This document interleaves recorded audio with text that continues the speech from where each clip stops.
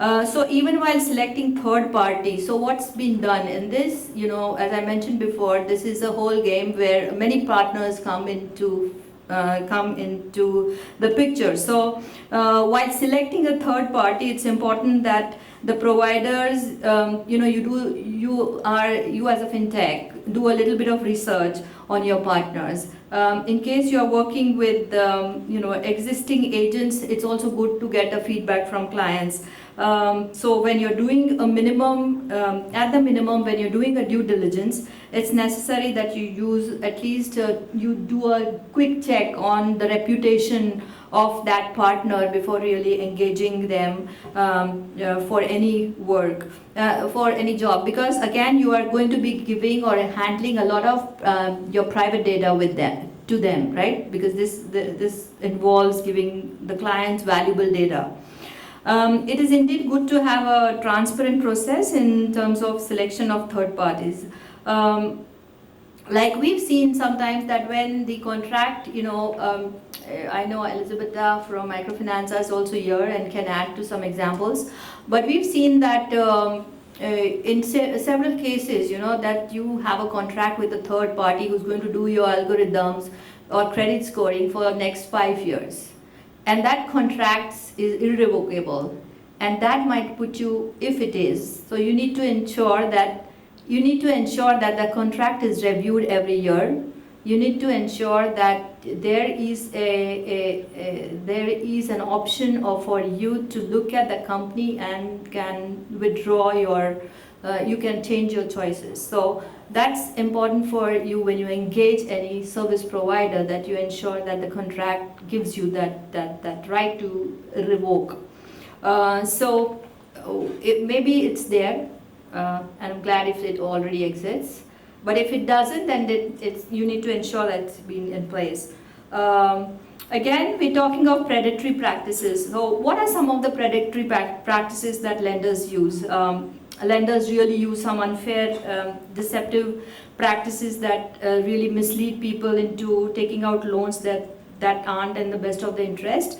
So sometimes they are unaffordable. And most of the practices that you see, like people, I know I was talking to people or mostly the youth tend to, I think in Africa, they go in the clubs, and most of the money is available on the mobile, and they tend to use the money for gambling.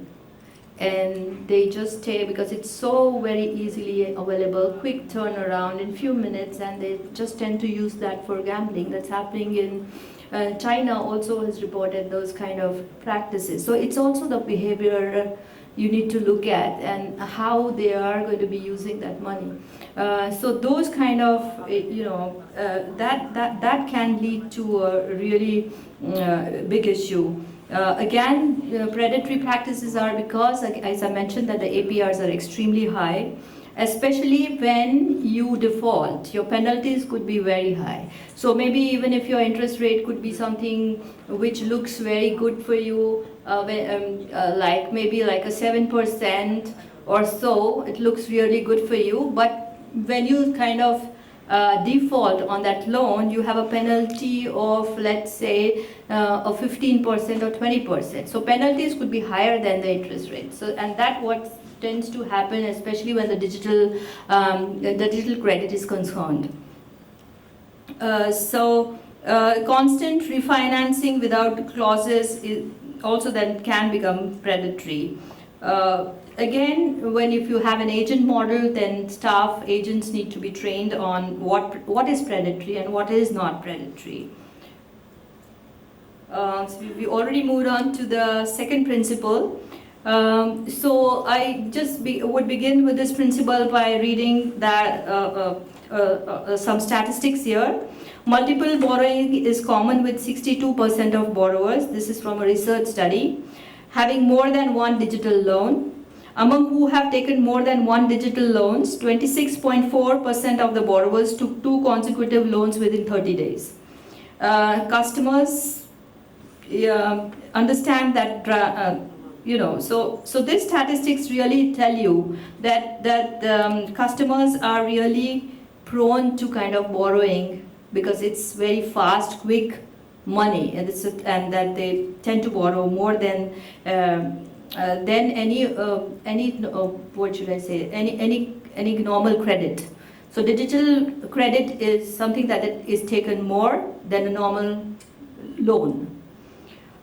So when we look at the very traditional definition that we have, which defines the prevention of over-indebtedness, it really talks about how do you as a service provider establish borrower's ability to afford the loan and repay it. And if the borrower is able to, on the other hand, you look at whether the borrower is able to handle that debt or not. So that's a very simple definition that we have here. This is an interesting slide. So these are some of the standards that we have. In these standards, what we're talking about is about the fact that working definition of client over-indebtedness. What is that? That's how do you define? How do you do underwriting? And do you define what is client stress? So at what point does the client get stressed? So that should be something that you should be able, from your algorithms that you use, from the data that you have, the credit history that you have with you, you should be able to come up with a point where at this point the client gets stressed. This is the category of client that can get stressed at this point. So that data you should be able to know, so that you don't lend more than that. So that stress levels should be established. You should be able to try and do that. That should be determined, help you determine what kind of loan size that you want to put in. When we're talking about algorithms, we really know that it's very hard for people to really, for FSPs and fintechs to share what's working behind their algorithms. Because today the algorithms are based on, as I was in another session where I said, it's based on the mobile, the number of times you use the mobile with prepaid, and then the number of times you are on the call and the people you call. Okay, what are the type of people you call? Who is there within your social network? And that really determines, that becomes an algorithm for you. So what is that algorithm really? How does that? Is it discriminatory? It is not. You may not discriminate at point one blank, but maybe it becomes discriminatory at a certain point because for me, the way that you set your weightages or you set your algorithms are such a way that it automatically leads to kind of alienation of a community or some category of people. So do you look at that? So you may not do it at point one, but do you then go back and look at your data and see that whether your data is being discriminatory or not? So that's really critical. Your algorithms, again, even if it's really hard to work on your algorithms, the best you can do is at least have a really good rationale for what your algorithms are. You need to document that rationale and should be available to the senior management. Again, your algorithms need to be tested because it's all the time, it's changing. Oh, today it's different, it's again moving very fast, I want to keep on changing it. So they need to be reviewed by another independent unit within the financial, within the fintech or within the FSP. And changes, always, you need to keep on making changes that can make improvement. One of the things that might not really strike the people who are really very, want that algorithm should be, the machine should be driving the decisions.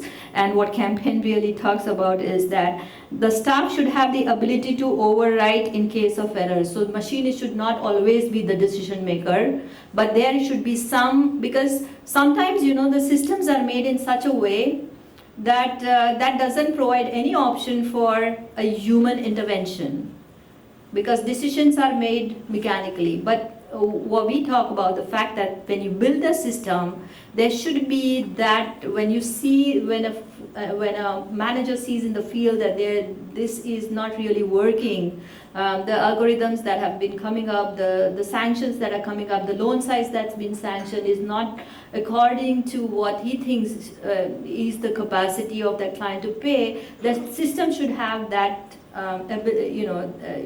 within the institution there should be a system where the human intervention can be made possible at all, or at least be reviewed. So complete automation may not be the idea at this point, especially when we are at a stage where we're learning. This might change maybe a couple of years from now, but not at a point when we are still learning a lot of new things. The next is we're talking about underwriting data refreshed in, so whatever data we kind of gather, we need to refresh that fully or partially. And staff that's taking underwriting decisions that they need to be trained. And of course, we have a lot of work on the internal control systems also needs to be kind of monitoring how underwriting is done, how algorithms are functioning.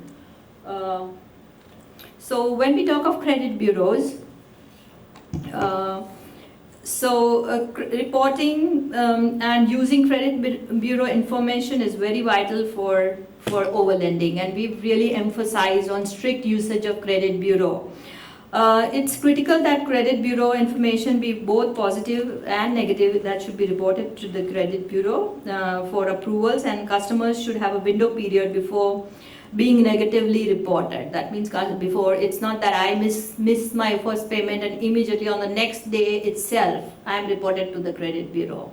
It should be that at least some window, which means maybe after a week you start reporting to the credit bureau, or maybe you start, depending on the cycle that you are, maybe with a digital credit you need to start reporting on the next day.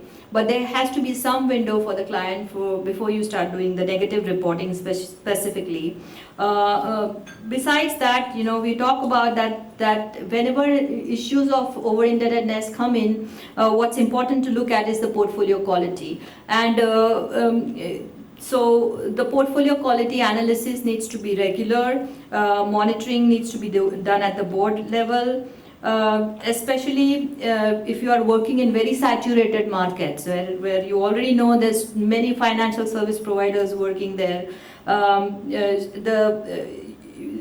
you need to kind of re-review whether you want to expand in that area or not. You should be able to slow down, you should be able to make your loan criteria more conservative. So your underwriting policies need to be more conservative. Growth targets should be made sustainable and should be reviewed every 2 years. The last point what we talk is that at any point, so this what we have is the 10% benchmark. So at any time if your PAR kind of exceeds 10%, an additional monitoring needs to be done. So that kind of wraps up our principle 2. Transparency, okay, maybe we can make it more interesting and see what are some of the transparency issues that you have seen. You think or you are concerned about in digital credit? Yes.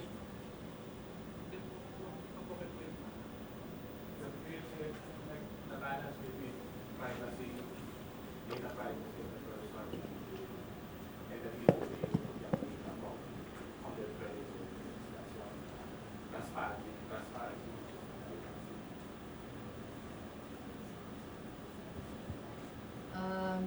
Yeah, so have you been able to hear it? No? Okay.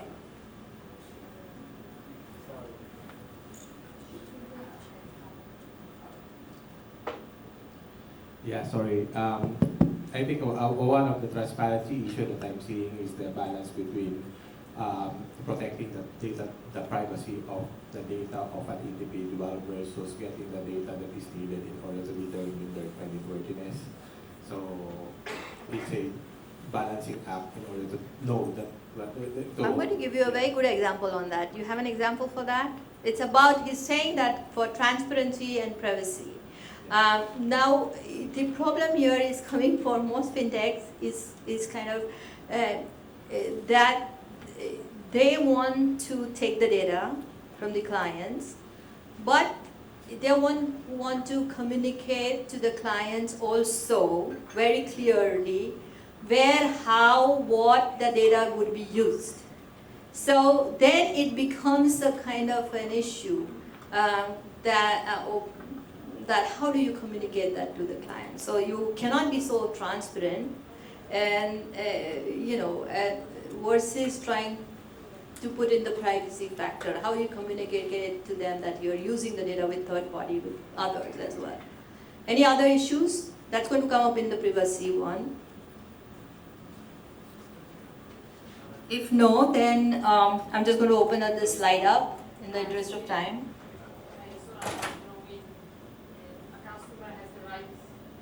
Transparency is when an institution is able to explain to clients what they're buying, which are the terms and conditions, including pricing, which are the responsibilities of the clients and also the right of the clients. So, yeah. So Elizabeth knows it was. She is the so microfinance. I work from microfinance rating. So basically, we do client protection certification, and we are accredited by the Smart Campaign. So these are the things we will expect institutions to do to ensure that the clients really know and understand the service terms and conditions. And right. One key is pricing for sure. Yeah, sure.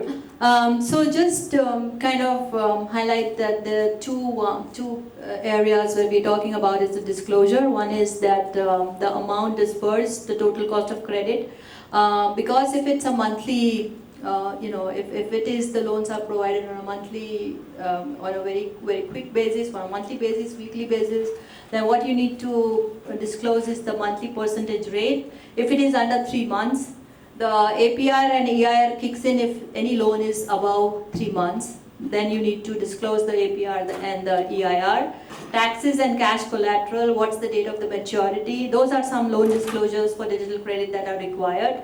Again, we say that all that information that you provide also needs to be provided in local language, because that's the key. Your contracts may be very high. Sometimes you see that it's very difficult to load the contracts on a mobile.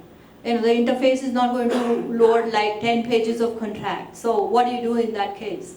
Well, you at the most, you can at least put in the summary of the contract. And the key terms of the contract can be put into the mobile app.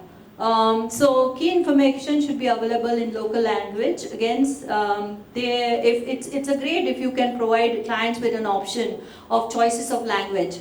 If I want to hear it in English, I want to see it in read. Sometimes some organizations also make it, for example, if you are dealing with illiterate clients, what would you do? They cannot read. And then there might be some great practices would be to provide an option of an IVR. You can hear them. So you can play the IVR and so they can hear what are the terms and conditions. So that's also kind of made possible. And again, simple contracts, keep them simple as much as possible and don't use any legal language. So these are the key takeaways. And this is the slide that talks about the client communication. How do you kind of communicate to the client? This is basically the process. So the process really talks about the fact that communications of information communicated in 4 or less screens during application. So that means the more screens that the client has to roll on and again, it becomes extremely difficult for him or her to look at. So you need to be having at least less than 4, ideally. The review time, the lengthy time to review app, so give them some more time, to read, to look at the if it's an SMS menu or an USSD menu, you need to give them some time to look at it. Otherwise, it's like flash of 10 seconds and it changes. I can't read. I take time. I need to put on my glasses to read. That's also not really a great practice. Clients are given a green channel to contact. So in case I don't understand, what do? I have a call-in number. I can call in a call center and ask them, what was that written? So that option should be available for the clients as well. So review time, an option to contact a call center. So information stored and communicated. Then again, when you're talking about information is automatically saved and stored in a client account directory or an app. So whatever information you put in, that gets stored in the app, and so they can look at that information or retrieve that information even if they are not on the app, like offline. So smartphones, TC is available online. Clients have the option to listen to IVR. In case you have made any changes to your product, you were canceling or there is some expiry, all those changes have to be notified at least one day before to the clients. So any any changes, or you're saying that you've not paid, you're going to be charged the penalty now. So that needs to be that information needs to go to the client at least one day prior to being just charged that penalty.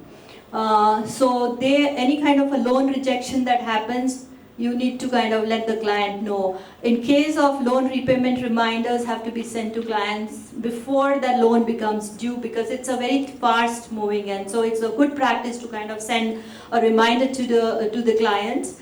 The last when we talk about is on-demand information, that when clients demand, what kind of information do you need to give? You provide them with receipts for each transactions, you have auto messages, digital transaction history, and whenever they want the information, that information should be made readily available to them. And doing all of these steps in the right way will lead to a proper client understanding of the terms and conditions of a loan. I think this is the last slide on transparency. So in supporting decision making with disclosures, display product features in physical location or digitally as far as possible. If it is with a bank branch, if you have still agent model, you have branches, so it doesn't mean that whatever information you've put on the app is not there on the branch. You need to ensure that information is also available in physical locations. Provide consistent information, your marketing materials, etc. You need to have interfaces that are extremely clear. Illiterate clients, written information supplemented by oral information. And then again, we are still not in the tech world. You still need to have staff, right? You still need to have, I don't know which countries, maybe the countries that have gone digital credit have less, but still we need the tech touch. So we are still pursuing a tech touch model, and you need to have staff at some point really to guide the clients ultimately. But yes, there will come a time when the support staff will not be needed, and possibly that's happening in any countries. Is that happening in any countries? That staff is not required at all to support our clients to take decisions on digital credit. In China? Yes, maybe in Kenya and China.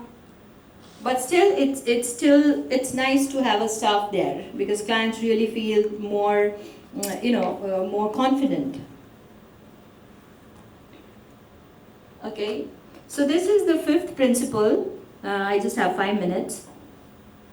So the fifth principle is talking about fair and respectful treatment of clients. When we're talking about fair and respectful treatment of clients, even this principle can be addressed in the product design and delivery stage.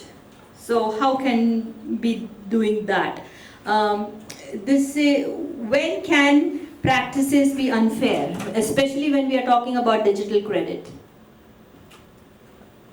Can you name some unfair practices?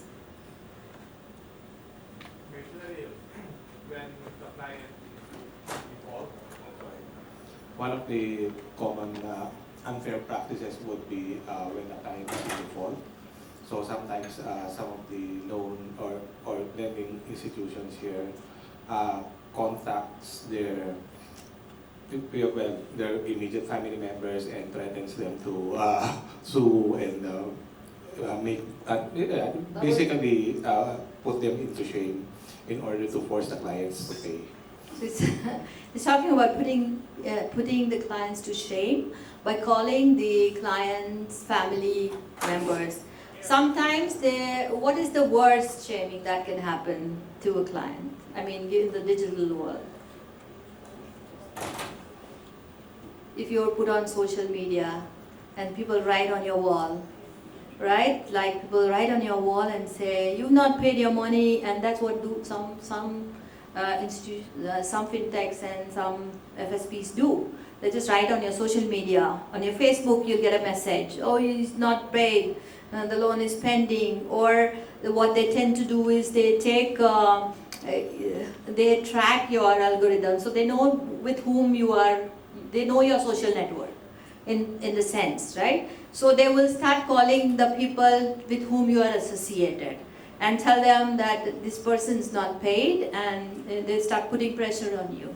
So these are some of the unfair, what we call about mistreatment of clients. So now you see that there is a change happening. When we were talking of traditional microfinance institutions, it's the loan officer going and sitting at a client's house, harassing him or being there at wrong hours. But now we are talking about the space is changing, receiving calls at 3 a.m. in the morning, or you are being harassed with multiple calls. I can quote one example to you. This is not from the fintech world, but it happened to me. I had not paid my, no, I had paid. I had cancelled my data card. A typical, I want to use a data, and for that I take a data card. So what I had done is I had resubmitted that data card that I don't want to use it. But somehow it did not get recorded in the system of the vendor. Now I receive a call in the afternoon. You are summoned to the Delhi High Court immediately. Who is speaking? And I am scared. What you have created a big crime. What have I created a big crime? Because they won't tell you what you've done. So you are like suspecting, you're thinking, what have I done? You just keep on thinking, you might panic, you get worried. And after then creating that panic with 2 calls or 3 calls, by the time you are like really scared, and the 4th call they will say that your amount is still going pending here. That's when you will immediately go and rush and go and make the payment, So those are ways of really harassing people, and those are the new ways. And these are things that are really happening. But these are some of the standards, and I'm just going to kind of quickly go through.